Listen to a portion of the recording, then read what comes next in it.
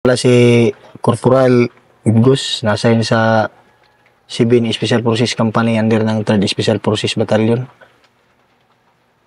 Na-enlist ako 2016. Tapos, Pero bago ka nagsundalo, anong mo nun? kapgo talaga ako, mister. 2011, nagkapgo ako. Kasi, doon sa amin, kuhaan man talaga doon. So, hirap talaga yung buhay talaga namin, mister. Tuloy, mister, nung nasundalo ako, saka lang kami nagkaroon ng hero na bubong, saka nagkaroon ng kuryente. Yung bahay namin, medyo sentimental ba? Pero yun talaga yung totoo. Tapos, yung detachment commander noon ng 18IB na si retired na siguro ngayon. Estrada, apelido, Staff Sergeant Estrada. Pag-graduate ko ng high school, nagko-construction na ako nun. Pinakapgo niya ako kay kita niya man yung trabaho ko na ano talaga, sigido. Mas paralisado naman yung irpat ko, kaya pinakapgo niya ako kaya sabi niya yung master talaga na pwede ka masundalo ba eh. Sabi niya. Katotoo din talaga. Naawa ni Lord. 2016. Nasundalo. Nung dumating yung special forces din doon sa amin, master. Kasi 2 beses din ako nag-attempt, nag-apply sa first division nung kapwa ko. Sa dami ng aplikante. Hindi tayo makapasok talaga kaya sobrang dami ng aplikante. May marami pang mas magaling sa atin. Oh. Sa educational background pa lang daan, bagsak ka tayo, school graduate lang. Dumating yung 6 battalion, marami talaga mga private naging ganyo sa akin na doon ka magsaysay. Kasi kapasok ka talaga doon. Kaya nung may pagkakataon na nakapunta na ako doon, master, na-prove ko talaga na kunti lang taga-aplikante doon. Kasi nung nag-apply ako, sa 135 na quota, 187 lang kami, master eh. Sa posible naman di pa ako makapasok nito. Tapos may mga sa isip na yung naghawak nung sa amin. May ano na talaga. May bas-bas na ba? May rekomendasyon na, master. Doon, napasok na English na ako. Pero nakailang years ka rin sa Kapgo? 5 years yun, master. 2011 hanggang 2016 man ako na English. Ganun ba? Master. Ang hirap din yung Kapgo talaga. Kasi, Ay, tama-tama din, master. Yung nagpursige talaga kung masundalo, yung nakasama ako na nag-operate talaga nung hinanap namin yung nakidnap na teacher. Malaman pa yan ng mga kuhan kung may mga isip pa doon sa ano, si Sir First Lieutenant pa si Riz, no? Yan, major na siguro ngayon. Yun yung team leader namin. May kinidnap na teacher. Ibali, 3 kami nakapgo, 4. Hirap. Master, kay yung backpack namin kakaiba. Yung backpack ng regular kasi sundalo na ko ngayon, iba talaga, mas maganda talaga yung komportable yung backpack ng sundalo kaysa sa backpack ng kapgo. Wala mang trim. pansahod. Yung allowance lang, 2.7. Ilan ang nabutan mo? 2.7. 2.7 yung natin, mister. Tapos mabigat din yung dala. Ganon din, yung medyas pati yung brief mo, ganon yung amoy, pareho ang amoy, kaya mabasa. Hindi pa alam yung paano mag-waterproofing ng gamit. Pero nung nakasama ko sa operate nung sa kuhan, marami ng dagdag na paraan kung mag-operate, ganito pala yung gagawin. Kaya nung naging sundalo na ko, master, hindi ko rin pagmayabang na hindi ko rin naranasan na yung kultuhin ako ng sobra-sobra. Nung nag-private ako, alam ko man paano makiramdam sa trabaho. Hindi ako pagkangkaang na kung utusan na, parang private tayo junior tayo. Gampanan tayo yung pagka-junior. Kaya nagungkap ko ako, nakita ko talaga kung paano yung bigwasan talaga pag may kasalanan talaga yung private. Kaya nung naging sundalo ako, pinagandaan ko na yun, master. Kaya ako, proud ako sa sarili ko, umabot ako sa ranggo ng korporal na hindi ko naranasan yung mga naranasan ng ibang private na nakulto ng ganon-ganon kasi katangahan din na yun. So may experience ka na talaga sa Kapgo noon? Master. Operasyon, master. Tapos, mga kuhan mo, slightly lang man yun ng mga patukan. Wala din talagang kuhan. So 7 company ka rin talaga, nabagsak? Master, pag-graduate ko, master, nadiis ako nalabasan ng unang order. 2017, nag-report ako sa 7 company. Yun, master. Hanggang ngayon 17? Hanggang ngayon, master. Dito ng 7 company. Ano yung hindi mo makalimutan na encounter dyan? Nakasama ka? Yung encounter talaga, master, sa Magkahunaw, kasi yun yung major encounter talaga. May mga na-recover kami doon, tapos may body count. Tapos, ako talaga masabi ko sarili ko doon na nagpursige talaga ako na makumplis yung mission na yun. Dahil? Yung effort na ginawa ko doon, master, ako yung paintman doon. Ako yung dumikit sa kalaban. Nasa almost 30 meters lang ko, master. Nakita ko talaga yung tao, yung kalaban. Kasi una nun, yung may info. Yung CEO namin nun, si Sir Gabaran pa eh. Ewan ko sa si PE yata Sir Gabaran nun. Yung time na yun, positive talaga kasi galing yun sa hindi ko magkamali. Basta sa higher intel galing yung info na yun eh. Tapos, nag-prepare na. Tapos ang nag-zero pa ng red dot ko nun, yung CEO ko, Sir Gabaran. May red dot. Maganda to, sabi niya Sir Gabaran eh. Pag masilip mo talaga kung saan tatama yung pula, doon talaga yung tatama. Ako, sabi ko, puta maganda yung baril ko. Paintman ako nun. Hanggang sa, yun na, doon na kami sa area. Birikuan yung operasyon na master kay sa briefing. Yung magdala ng cellphone, ang inano ko doon na grabe talaga ka, yung team leader lang, pati yung radyoman. Yung mag-authorize magdala ng cellphone. Wala talaga kaming cellphone na dala. Yung dalawa lang may dalang cellphone. Bakit ano ba yun? Strike operation lang? Strike, master, na grabe kapasitive. Isang gabi lang? Parang ganun? Wala 3 days lang yun, master, yung sa Overlay. 3 days lang? Kay madaling araw, nandun na kami sa area. Kay dineploy kami ng gabi. LDLC. Madaling araw na nagpaliwanag, gilid lang ng daanan. Pagliwanag, doon na may makita na ko mga trackings, master, mga 2. 3, 1, ganun. May nangunguha ng gulay. Karlang, yung karlang yung tawag doon. Yung gabi na kulay puti. Lutya. Yun. Pero alam ko na yung lugar na yun na umalis na lahat ng kuwan doon. Mga sibilyan. Okay. Lahat ng yung sityo na yun, kuwan na yun, noted na yun na puro milisya ng bayan yung nakatira doon. Halos organisado yung sityo na yun talaga. Target mo na may target, master, sa may sinabi na kampuhan. Wala, negative doon. Pero may mga trackings dito sa may kwan, baba. Napunta kami doon sa objective na pang kinabukasan na. Nahit namin yung may ground na pinagpustingan ng kwan talaga. Dati ng tawag nito, TCP na may mortar. Sabi ko sa team leader ko, dito kami dati naghatid ng mortar, sir. Sityo niya sa baba. Yun na. Pero yung last na target pala, yung sityo, clear. Pagdating na ng suktok, magparikon. Riko na. Wala mang radyo na available. Sabi ko, di ko mag-recon, sir, kung wala akong dalang radyo. Kay, kuhan yan. Babalik pa kami dito. Hinintay namin makarating lahat ng tropa. Baba kami dandaan. Doon sa may hilltop kasi pababa na. May doon eh. Puno talaga ng kahoy na hinarang sa may trail. Sabi ko sa guide ko, si Lit Patag, nadali na. Charit, hinarang to dito ba? Kasi sinadya talaga, master. Bago pa yung pinagtagaan. Bago pa yung bakas ng pinagtagaan ng kahoy ba? Wala dito yung puno. Talaga, sir, hinarang talaga to dito ba? Kung sanga naman, wala man yung sanga dyan. Ngayon, nag-initiative kami na iniisip na may kalaban talaga. Pas daw namin na dahan-dahan lang. Huwag mo kumpiyansa. Kasi sa trupa, sir, pag narinig ko talaga, nung bagong report ako, na yung NPA may posting talaga. Kung may kalaban, nung kanang umaga pa, na kami sa posting, encounter na. Wala na talaga. Sabi ko, huwag mo kumpiyansa, kay hinarang talaga. Wala naman yung trupa kasi operasyon nga eh.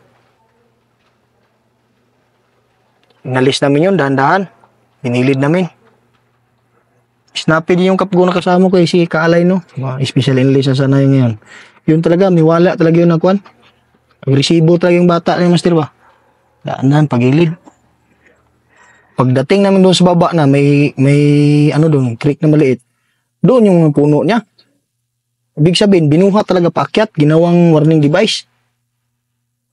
Doon ako nagsabi na may kalaban talaga dito. Tapos bago lang yung apak doon sa may creek line. Nako. Ano, sir? May tumawa na busis. May tumatawa. Nagkukintuhan na may tumatawa. Positive. Sabi ko, kalaban talaga to. Kasi alam ko yung sityo na to, inalisa na ng mga sibilyan to. Wala na sibilyan dito, nagsialisa na. Kasi yung lahat ng sibilyan dito, milisya ng bayan din, MB mga master ba? Yung pinakamabang uri ng NPA. Piya namin, gapang namin dahan-dahan talaga. Ano lang yung damo doon master eh. Yung agsam, tawag na ng agsam, yung parang ferns. Ano yung terrain? Area? Bundok. Galing kami sa high ground, pababa. Palkatahan ng malalayo, tapos fernsing sa baba. Tapos may lag road yun sa baba. Tatawid pa kami ng lag road. Malinis yan kung palkata ang ilalim. Ang ilalim niya. Yung damo niya, Master, kuan lang. Yung ferns. Yan na yung damo niya. Grabing dandahan namin doon. Cover-cover ngayon. Nagputol lang mga sanga-sanga. Itago yung katawan. Ganun. Dandahan talaga para kung may makita kami na tao. Makita ko naman yung may bahay doon sa may tawid lang. Gilid lang ng trail. Ng kalsada talaga. Lag-road. Mga anong oras na yun? Kuan yung Master. Hapon, umaga. Tanghali, Master. Tanghali. Tanghali yun. Mga alas 3 ng tanghali. Alas 3 sa maghapon na. Alas 3 na. Mag-alas 3, ganun. Kasi na-clear namin alas 4 na may git eh. Oo. Pag ano na Master, nakita ko yung sa silong. Kasi gilid lang talaga ng daanan yung silong ng bahay. So Kita ko doon, may bahay mo, may sityo, may Master. Ano yun? Sityo. Nag-iisang bahay, may kadikit pa. Isa lang siya Master, may kadikit sa unahan na. Mga 50 meters o 30 meters yung kuan, silingan niya, kapitbahay niya. Wala talaga, maramdaman man talaga natin Master yung kuan talaga. Oo. Mag-iba talaga yung pakiramdam ng katawan ng tao eh. Sabi, positive talaga to. Nakita ko yung pinagkainan ng kuan Master. Kakao. Kita ko talaga ba? Puti man yung ano ng kakao Master. Kala ko nga nandun sa taas ng bahay. Grabing dandahan ko dun. So dumikit ka na sa bahay. Oo Master. Ano yung gapang? Ano lang Master, yung parang duckwalk. Yung parang duckwalk, eh, may purpose talaga yung duckwalk. Pero wala kang tao, wala ka pang nasisisa. Wala pa akong nakikita na to, pero may naririnig na akong nabusis Master. Tagal-tagal din na kuan yun kasi magradyo ako. Sir, dandaan lang kayo dyan sa likod sir. Naririnig namin yung mga balik-balik ng sanga kasi yung sa likod eh. Sir, mag-ano lang kayo, mag-hoot na lang kayo dyan.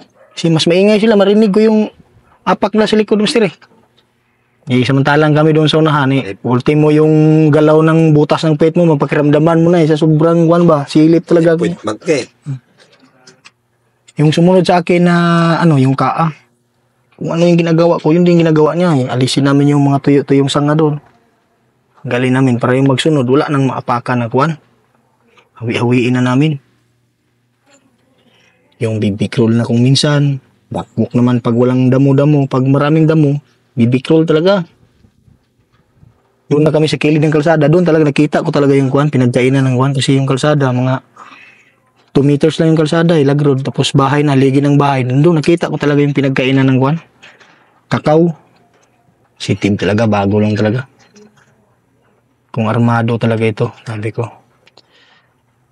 Tawid kami doon sa kalsada, nagputol ako ng sanga ng kuan, yung may maliit na niyog. Putol na ko yung dahon niya. Ginawa kong cover ng concealment habang concealment lang talaga yun, hindi talaga cover. Dahan-dahan ako magtawid sa kalsada doon, dahan-dahan. Diniritso ko yung may isang puno ng kuan, saging.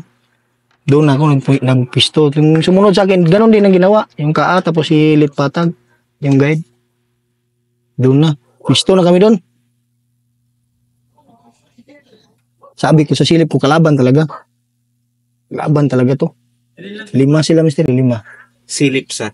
Dito sa may kubo ng gilid ng daanan, may kubo na pangalawa.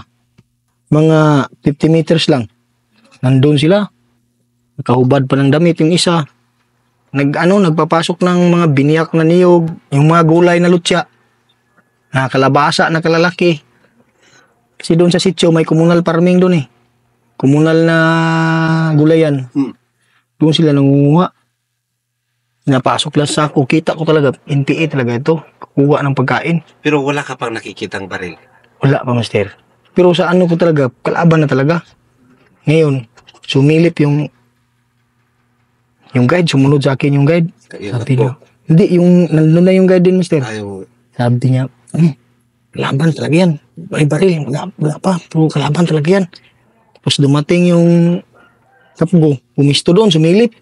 Pag silip na, hindi na nakaalis kasi nakatingin na doon sa palagis kanya yung isa. Ginanon niya na lang yung dahon ng kuan, ng niyog, hindi na siya magalaw. Eh, may nakatingin na doon sa kanya, inupo niya lang yung backpack niya. Ganun. May light pack mo na dala-dala yung kapgo. Ah. Nakaganon lang siya, tinakipan niya lang yung mukha niya ng kuan. Nasa 30 meters lang yung master. Yung... Kalapit. Oo, master. Nadikitan talaga. Oo, dikitan talaga. Sabi ko, ay, ito din di na ako kalihok, kinahagalantaw na ako. Yun na. Tapos dumating yung ibang tropa, yung sa Bravo. Tapos yung kabats ko, Istamburong, kadapa na doon yung silong. Minimi. Bugahan na daw, sabi ng kuhan, yung pinaka-senior na galing sa Bravo. Si Staff Sergeant Matudyo. Siguraduhin nyo, Brad, kasi baka magkahiwa-hiwala yung serial number natin dito. Kaya umikot ako.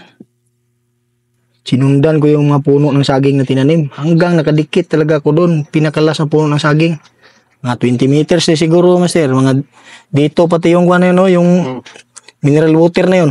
Yan yung ulo niya. Ng kalaban. Pero hindi pa rin kayo na-burn out. Ay, hindi ako na. Kung master, sagingan man yun. Oh. Dumapa na ako doon. Hinubad ko yung bandulir ko. Kaya yung saging na maliliit, wala pang bunga. Mga 6 na piraso lang.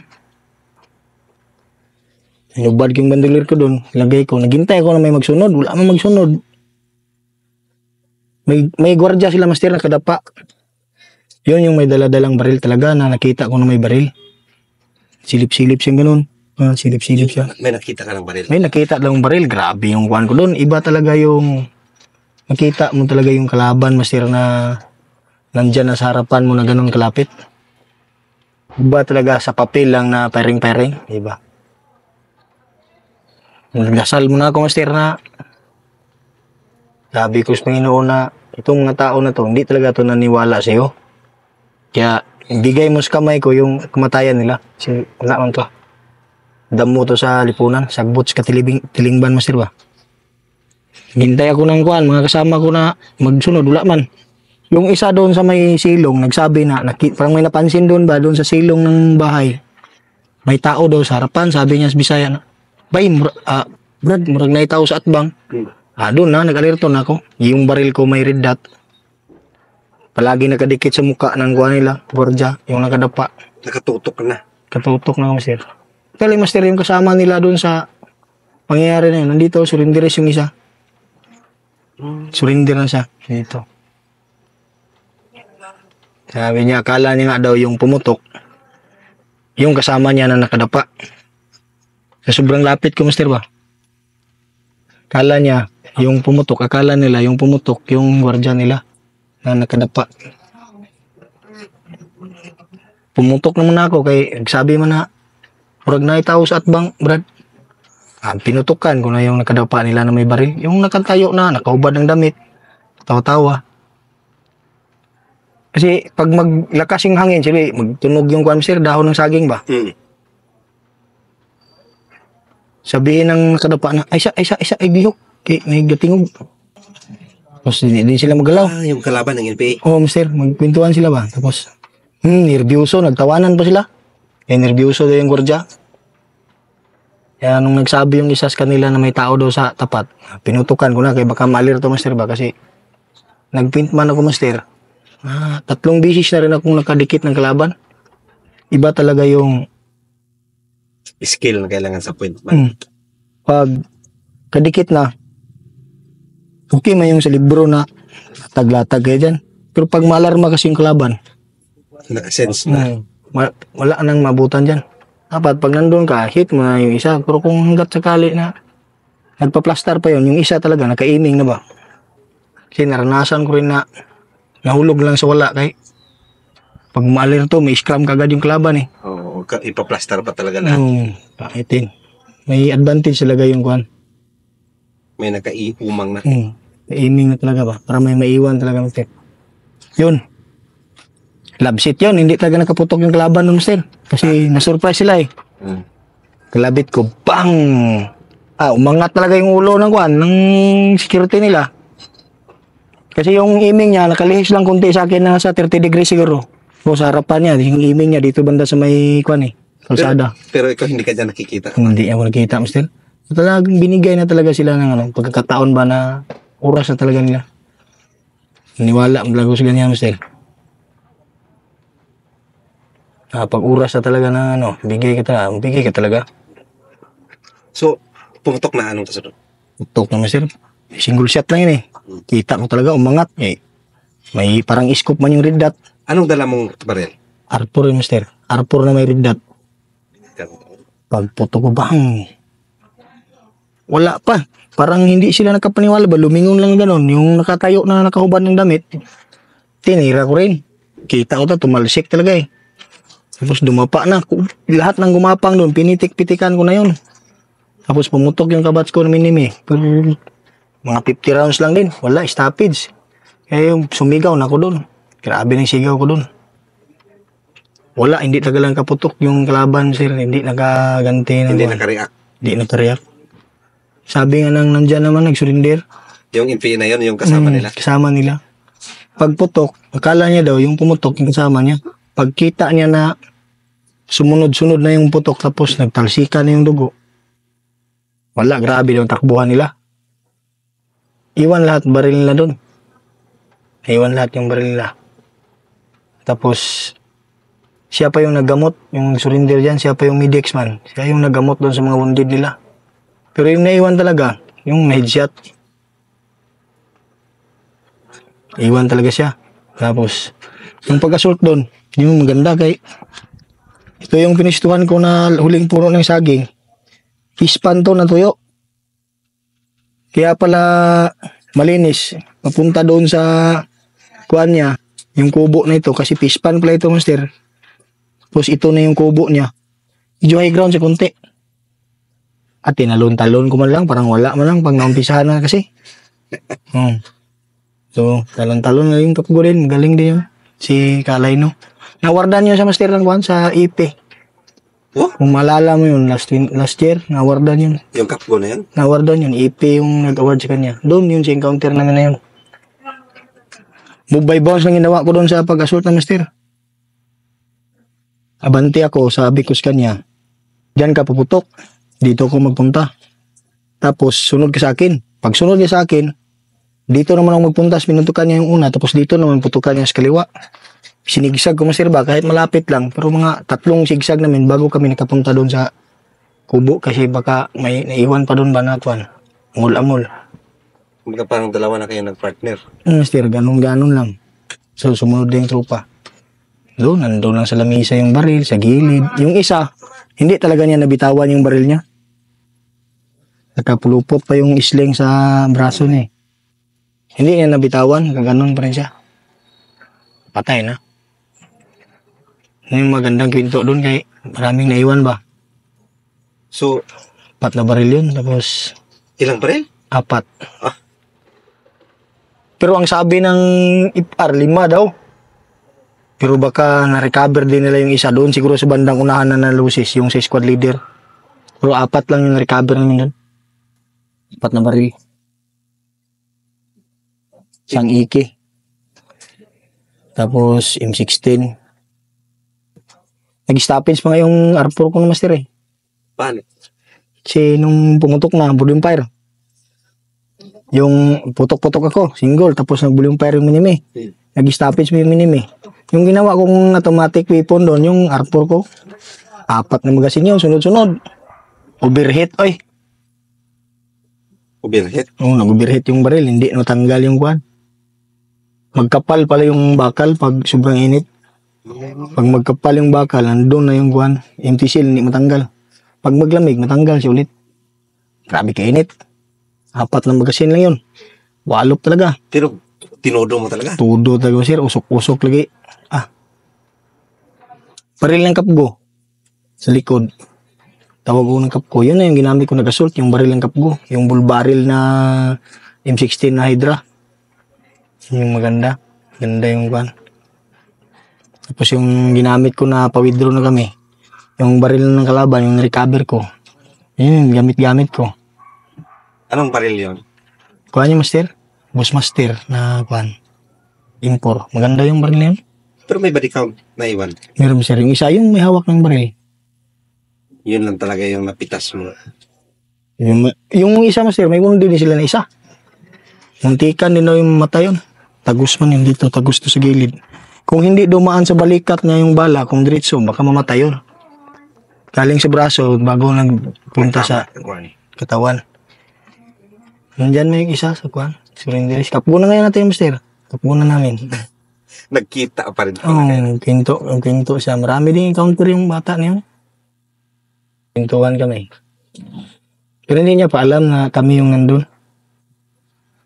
Balik, kinuha ko lang yung detalye, Master, ba, kung sino talaga yung mga kasama dun. Iba Sa talaga. yan, yung kabats ko, stoppage yung minimi niya. Tapos, kinuha niya yung importe ng Kapgo, stoppage din. Wala talaga. Grabe. Pero lamang kayo sa posisyon. Wala, Master. Low ground kami. Kasi, ito yung bundok. Ito yung daanan. Pispan to. Mga 20 meters sa pispan o 15 meters sa pispan. Dito yung daanan sa kabila, ridgeline. Ito yung daanan na lagrod. Low ground to dito, Master. High ground ito eh. Dan sila. High ground siya. Nasa 50 meters siguro yung elevation na mas lamang siya o 40, 30 ba ganun. Kaya kitang-kita talaga yung kubo. Wala mang mga kahoy. Kay pispan man yung baba noon. Tapos sagingan na kalsada. Sila yung kitang-kita. Open sila sa likod nung kuha na to. Sa likod nung ridgeline na to. Dito yung kubo sa may ridgeline na may bundok. Gulayan. Komunal na gulayan ng kuha. Sityo. More or less, gaano sila ka? Estimated lang. 5 lang yung Master. Yung kuha na yun. 5. Isang team sila na kuha. Isang team sila na andun sa area. Yun talaga yung purpose sila. Manguha lang, mangalap lang ng pagkaon. Manguha sila ng pagkain nila. Sobrang kumpiyansa nila. Sabi nung may mga civilian daw na nagkupras nung nandun sila. Iba rin yung pang surprise talaga. No? Iba talaga, Master. Kaya, din, Master, dasal din talaga. Dasal talaga yung tao. Kaya, hirap kapain yung tapang pag nandyan na umabot na sa punto ng ganyan. Oo. Kung Isang pagkakamali. mind sitting, tapos dasal talaga. Yung talaga yung pinaka-importante sa tropa. Kasi, kahit sinong tao, Master, kayang pumatay basta nasa point na galit o tapang na talaga maglabas pag galit ka. Pero yung nasa katawan mo lang is pagod, wala kang galit, tapos makita mo na yung kalaban na Babalin. yan na talaga, patayin mo na talaga. Iba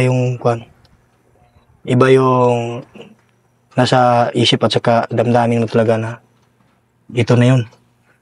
Papatay ka na. Oh. Alam natin na kalaban natin sila sa estado bilang rebelde sila, pero wala man tayong tanim na galit o sama ng loob para sa tao na yun. Totoo. Iba talaga. Maliban lang siguro kung katulad ng mga drug addict na sa impluensya ng droga o di kaya lasing na impluensya ng alak, dali lang pumatay. Pero kung ganon na kwan, Pares kayo eh. Pares kayong kailangan kasi kalaban, iba yung rin. masaited mo talaga yung kalaban, iba talaga. So, kumusta ang tropa doon? Yung time na, Master, walang kwan na, Master. Labsit nga, Master. Walang kaswerte. Walang kaswerte. Zero yung kalaban, Master. Hindi nakaputok. Surprise talaga. Tapos kayo walang galos. Wala talaga, Master. Yeah.